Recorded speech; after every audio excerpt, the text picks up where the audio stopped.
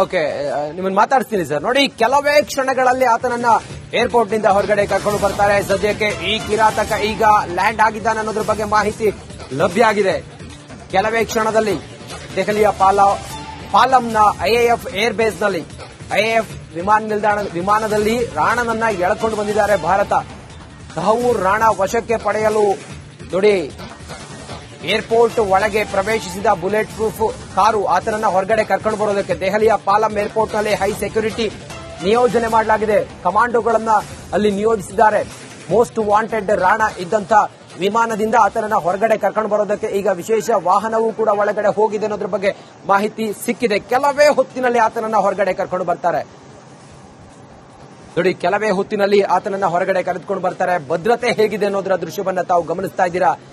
NIA ಅಧಿಕಾರಿಗಳು ಆತನ ಜೊತೆಗಿದ್ದಾರೆ. ಸದ್ಯಕ್ಕೆ ಆತನನ್ನ ಹೊರಗಡೆ ಕರ್ಕೊಂಡು ಬರ್ತಾರೆ. ಬಂದ ತಕ್ಷಣ ಆತನನ್ನ ಮೆಡಿಕಲ್ ಚೆಕಪ್ ಆಗುತ್ತೆ. ಮೆಡಿಕಲ್ ಚೆಕಪ್ ಆಗಿ ಆತನನ್ನ ನ್ಯಾಯ ಯಾವ ಪ್ರಕ್ರಿಯೆ ಅಂತ ಅವನಿಗೆ ಏನ್ ಮಾಡ್ತಾರೆ, ಮೆಡಿಕಲ್ ಚೆಕಪ್ ಆಗಿ ಮತ್ತೆ ಎನ್ಐಎ ಏಜೆನ್ಸಿ ಪಟಿಯಾಲ ಹೌಸ್ ಅಲ್ಲಿ ಇರ್ತಕ್ಕಂಥ ಕೋರ್ಟ್ಗೆ ಇವನ್ನ ಹಾಜರುಪಡಿಸ್ತಾರೆ. ಯಾಕಂದ್ರೆ ಕೋರ್ಟ್ ಇಂದ ಅವರು ಪೊಲೀಸ್ ಕಸ್ಟಡಿಗೆ ರಿಮಾಂಡ್ ತಗೊಳ್ಬೇಕು. ಯಾಕಂದ್ರೆ ಇವನಿಗೆ ಜುಡಿಷಿಯಲ್ ಕಸ್ಟಡಿ ಕೊಡೋದು. Because is an international traitor or terrorist who has done greater damage to Indian population and specially Mumbai.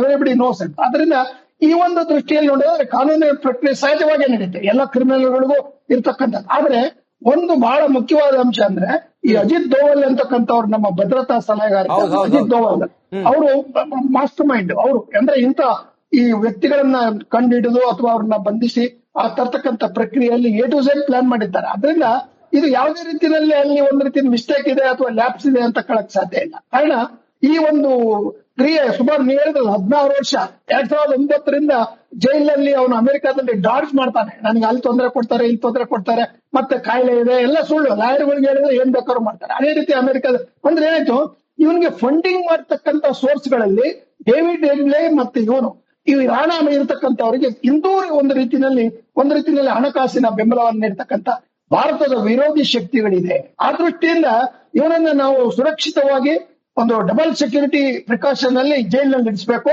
ಮತ್ತೆ ನನ್ನ ಪ್ರಕಾರ ಇವನನ್ನ ಪ್ರತಿ ದಿವಸ ಕೋರ್ಟಿಗೆ ಕರ್ಕೊಂಡ್ಬರೋ ಅಗತ್ಯ ಇಲ್ಲ. ಈ should be trialled in the high security prison through whatever that is there. Even if possible judge ಅಲ್ಲಿ ಹೋಗಿ ಈ ಒಂದು ನ್ಯಾಯ ಪ್ರಕ್ರಿಯೆಯನ್ನ ಮುಂದುವರಿಸೋದು ಒಳ್ಳೇದು. ಯಾಕಂದ್ರೆ ಇದೆಲ್ಲ ವಿಡಿಯೋದಲ್ಲಿ ಮಾಡಿದ್ರೆ ಎಷ್ಟೋ ಸರಿ ಅದು ಒಂದು ರೀತಿಯ ಟೆಕ್ನಿಕಲ್ ಪ್ರಾಬ್ಲಮ್ಸ್ ಆಗುತ್ತೆ. ಅದರಿಂದ ಅಲ್ಲಿಯೇ ತಿಹಾರ್ ಜೈಲಿನಲ್ಲಿ ಒಂದು ವಿಶೇಷವಾದ ಒಂದು ನ್ಯಾಯಾಲಯವನ್ನು ಸ್ಥಾಪಿಸಿ ಒಂದು ಫಂಡಮೆಂಟಲ್ ಆಗಿ ಮೂಲಭೂತವಾಗಿ ಅದು ಸುಪ್ರೀಂ ಕೋರ್ಟ್ ಹೋದ್ರೂ ಅದು ವಜಾ ಆಗಕೂಡದು ಎನ್ನುವ ರೀತಿಯಲ್ಲಿ ಆ ಕ್ರಿಯೆಗಳನ್ನು ಇವರು ಮಾಡಬೇಕು. ಅದರಿಂದ ಈಗ ಎನ್ಐಎ ಅವನ್ನ ವಶಕ್ಕೆ ತೆಗೆದುಕೊಳ್ತಾರೆ. ಇವತ್ತು ರಾತ್ರಿ ಅವನಿಗೆ ರೆಸ್ಟ್ ಕೊಡ್ತಾರೋ ಎಲ್ಲ ಗೊತ್ತಿಲ್ಲ, ಬಟ್ ದೇ ಗೋ ಆನ್ ಇಂಟರೋಗೇಟಿಂಗ್. ಆ ಇಂಟರೋಗೇಷನ್ ನಲ್ಲಿ ಅವನು ಎಲ್ಲವನ್ನೂ ತಿರಸ್ಕರಿಸ್ತಾನೆ. ಆಮೇಲೆ ಅವನ ಹೇಳಿಕೆಗಳನ್ನು ಕೊಟ್ಟ ನಂತರ ಏನ್ ಹೇಳ್ತಾನೆ, ನನಗೆ ಒತ್ತಾಯದ ಮೂಲಕ ಬೆದರಿಕೆಯ ಮೂಲಕ ನನ್ನ ಸಿಗ್ನೇಚರ್ ಪಡೆದಿದ್ದಾರೆ ಅಂತ ಹೇಳ್ತಾನೆ. ಸೊ ಇವೆಲ್ಲ ಮಾಮೂಲು.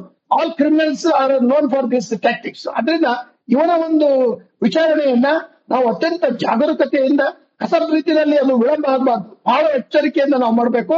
ಮತ್ತೆ ಅಷ್ಟೇ ತೀವ್ರಗತಿಯಲ್ಲಿ ಈತನಿಗೆ ಶಿಕ್ಷೆಯನ್ನ ನ್ಯಾಯದ ದೃಷ್ಟಿಯಿಂದ ಅವನಿಗೆ ಒಂದು ಅವಕಾಶವನ್ನ ಕೊಟ್ಟು ಅವನಿಗೆ ಒಂದು ರೀತಿಯಲ್ಲಿ ತನ್ನ ಒಂದು ಕನ್ಫೆಷನ್ ಮಾಡತಕ್ಕಂಥದ್ದಿದ್ರು ಸಹ ಆ ಕನ್ಫೆಷನ್ ಅವನೇನಾದ್ರೂ ಒಪ್ಪಿಕೊಂಡ್ರು ಸಹ ಕಡಿಮೆ ಶಿಕ್ಷೆಗೆ ನಾವು ಒಳಗಾಗಬಾರ್ದು. ಕಾರಣ ಒಂದು ವೇಳೆ ಇವನೇನಾದ್ರೂ ನಾನು ಮಾಡಿರೋ ತಪ್ಪು, ನನಗೆ ಯಾರೋ ಒಂದು ರೀತಿಯಲ್ಲಿ ರಾಂಗ್ ಮಿಸ್ಲೀಡ್ ಮಾಡಿದ್ರು ಅಂತಕ್ಕಂಥ ಹೇಳ್ತಕ್ಕಂಥ ವ್ಯಕ್ತಿಯು ಸಹ ಇರ್ತಾನೆ. ಅದರಿಂದ ಇವರೆಲ್ಲ ಇಂಟರ್ನ್ಯಾಷನಲ್ ಕ್ರಿಮಿನಲ್ಸ್ಗೆ ಮಾನವೀಯತೆಯ ಒಂದು ಎಳ್ಳಂಶವೂ ಇರುವುದಿಲ್ಲ, ದಯೆ ಕರುಣೆ ಯಾವುದೂ ಇಲ್ಲದೆ ಇರತಕ್ಕಂಥ ಈ ರಕ್ತ ಪಿಪಾಸಿಗಳನ್ನ ನಾವು ಅತ್ಯಂತ ಕಠೋರವಾದ ಶಿಕ್ಷೆಗೆ ಗುಣಪಡಿಸಬೇಕಾದ್ರೆ ಹಂತ ಹಂತವಾಗಿ ಇವರ ಮೇಲೆ ಇರ್ತಕ್ಕಂಥ ಏನು 231 ಕಾಲುಗಳು ತಾವು ಹೇಳಿದ್ರಲ್ಲ ಅಲ್ಲಿ ಯಾವ ರೀತಿಯ ಸಂಭಾಷಣೆ ಆಗಿತ್ತು. ಕಾರಣ ಇವನು ಆ ಮ್ಯಾಪ್ ಮಾಡಿದ್ದಾನೆ ಎಲ್ಲೆಲ್ಲಿ ಅಟ್ಯಾಕ್ ಮಾಡ್ಬೇಕು ಅಂತ.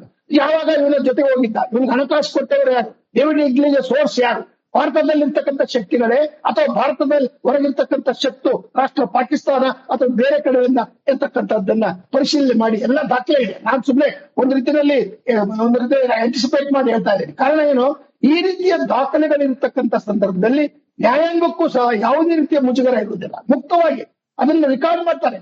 ಯಾರಾದ್ರೂ ನಿಷ್ಪಕ್ಷಪಾತವಾಗಿ ಅದನ್ನ ಪರಿಶೀಲಿಸಬೇಕಾದ್ರೆ ಪರಿಶೀಲಿಸಬಹುದು, ಅದನ್ನ ಅಪೀಲ್ ಮಾಡುವ ಅವಕಾಶವನ್ನು ಕೊಡ್ತಾರೆ.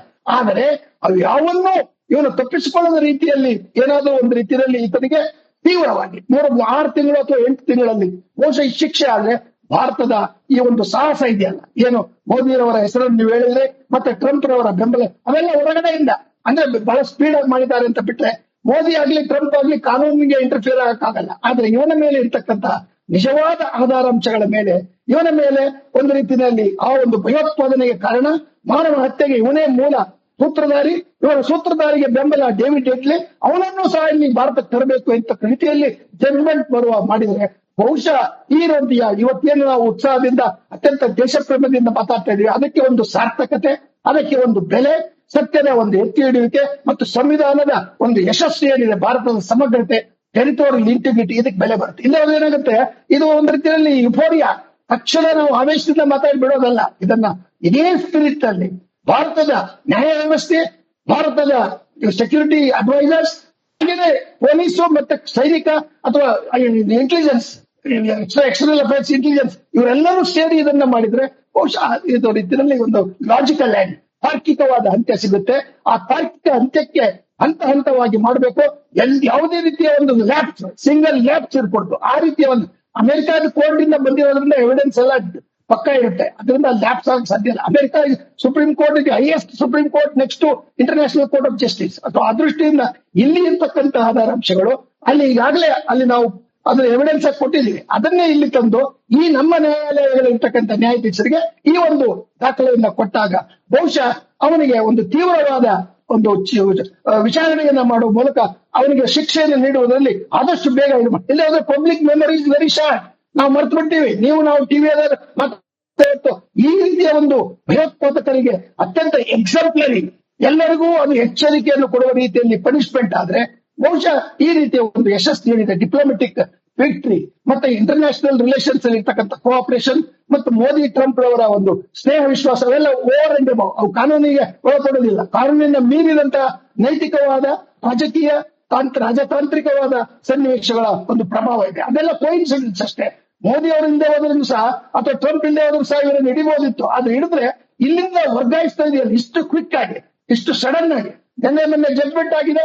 ಇವತ್ತಾಗ್ಲೇ ಒಂದು ಏರೋಪ್ಲೇನ್ ಕರ್ಕೊಂಡ್ಬಂದು ಡೆಲ್ಲಿಗೆ ಬಂದಿದ್ದಾರೆ ಅಂತ ನೀವು pin to pin, minute to minute ಒಂದು ರೀತಿ ವಿವರಣೆ ಕೊಡ್ತಾ ಇದ್ದಾರೆ. ಸೊ ಇವೆಲ್ಲವನ್ನು ನೋಡಿದ್ರೆ ಬಹುಶಃ ಭಾರತದ ಒಂದು ತಯಾರಿ ಏನಿದೆಯಲ್ಲ, NIA ಅಜಿತ್ ದೋವಲ್ ಅವರ ನೇತೃತ್ವದಲ್ಲಿ ಇರ್ತಕ್ಕಂಥ ಡಾಕ್ಯುಮೆಂಟರಿ ಎವಿಡೆನ್ಸ್ ಅಂಡ್ ಪ್ರೂಫ್, ಅವೆಲ್ಲವನ್ನು ನೋಡಿದ್ರೆ ಬಹುಶಃ ಇದು ಒಂದು ರೀತಿಯಲ್ಲಿ ಅತ್ಯಂತ ಒಂದು ಸಾಹಸಭರಿತವಾದ ಮತ್ತೆ ಕಂಗ್ರಾಚುಲೇಟ್ ಅಭಿನಂದನೀಯವಾದ ಮತ್ತು ಭಾರತ ಹೆಮ್ಮೆ ಪಡ್ತಕ್ಕಂಥ, ಭಾರತದ ವಿರೋಧಿ ಶಕ್ತಿಗಳಿಗೆ ಒಂದು ಎಚ್ಚರಿಕೆಯನ್ನ, ವಾರ್ನಿಂಗ್ ಕೊಡ್ತಕ್ಕಂಥ ಒಂದು ರೀತಿಯ ದೊಡ್ಡ ಐತಿಹಾಸಿಕ ಗಳಿಗೆ ಅಥವಾ ಒಂದು ದಿನ ಎಂತಕ್ಕಂಥದ್ದನ್ನ ಇವತ್ತು ನಾವು ಸ್ಮರಿಸಬಹುದಾಗಿದೆ. ಖಂಡಿತ ಸರ್, ಇದು ಹಿಸ್ಟೋರಿಕಲ್ ಡೇ. ಇದು ಯಾಕಂತ ಹೇಳಿದ್ರೆ ಭಾರತದ ಸಾರ್ವಭೌಮತೆಗೆ ಚಾಲೆಂಜ್ ಮಾಡಿದ ನೀತ, ಭಾರತದ ಏಕತೆಗೆ, ಭಾರತದ ಒಂದು ಭದ್ರತೆಗೆ ಚಾಲೆಂಜ್ ಮಾಡಿದವನು ಈತ.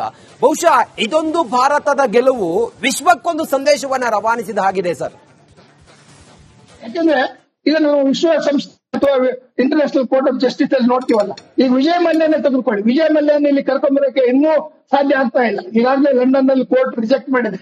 ಆದ್ರೆ ಅವನೇ ಹೇಳ್ತಾನೆ ಜೈಲಿನಲ್ಲಿ ನನಗೆ ಹಿಡ್ಕೊಂಡು ಹೊಡಿತಾರೆ ಅಥವಾ ನನಗೆ ತೊಂದರೆ ಕೊಡ್ತಾರೆ, ಇಂಡಿಯಾ ಜೈಲ್ಗಳು ಅವನಿಗೆ ಲಕ್ಸುರಿ ಲೈಫ್ ಬೇಕು, ಅದರಿಂದ ಇಂಡಿಯಾ ಜೈಲ್ಗಳು ಸರಿ ಇಲ್ಲ.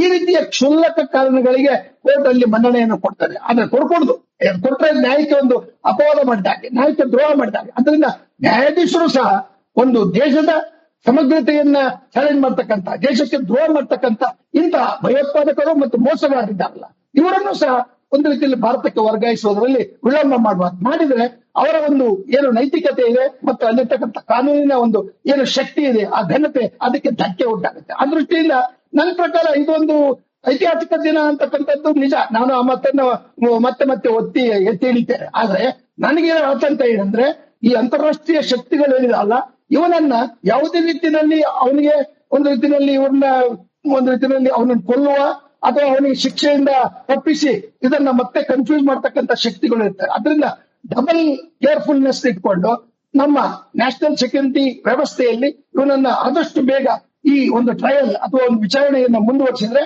ಬಹುಶಃ ಅದು ಒಂದು ಲಾಜಿಕಲ್ ತಾರ್ಕಿಕ ಅಂತ ಬರುತ್ತೆ. ಇಲ್ಲ ಏನಾಗುತ್ತೆ, ವಿಳಂಬ ಮಾಡಿದಾಗೆಲ್ಲ ಆ ಒಂದು ರೀತಿಯ ಒಂದು ಏನು ಆ ಬಿಗಿ ಇದೆಯಲ್ಲ, ಆ ಒಂದು ಎಫೆಕ್ಟಿವ್ ಪವರ್ ಎಂತಕ್ಕಂಥ ಪ್ರೋಸೆಸ್ ಇದೆಯಲ್ಲ, ಆ ಪ್ರೋಸೆಸ್ಗೆ ಧಕ್ಕೆ ಆಗಬಾರ್ದು. ಆ ದೃಷ್ಟಿಯಿಂದ ನನಗೆ ಅದೇ ಇರೋದು ಆತಂಕ. ಭಾರತ ಕೋರ್ಟ್ ನಲ್ಲಿ ಎಂತೆಂತ ಕ್ರಿಮಿನಲ್ಸ್ಗಳು ತಪ್ಪಿಸ್ಕೊಂಡು ಹೋಗ್ತಾರೆ. ನಮ್ಮ ನ್ಯಾಯಾಂಗ ವ್ಯವಸ್ಥೆಯು ಅಷ್ಟೇ ರೀತಿ ಇದೆ. ಅದರಿಂದ ಇದೊಂದು special court, special situation, special aunty national act, and therefore it has to be taken on a high priority.